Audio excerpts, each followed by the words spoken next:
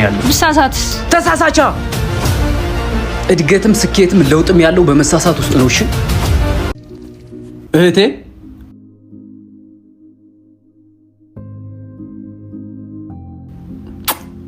ምን ሆነሽ ነው?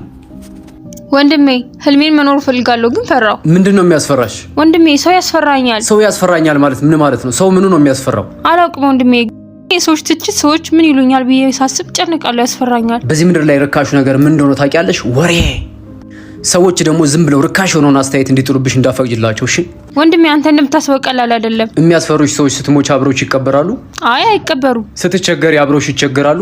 ስትታመሚ አብረውሽ ይታመማሉ?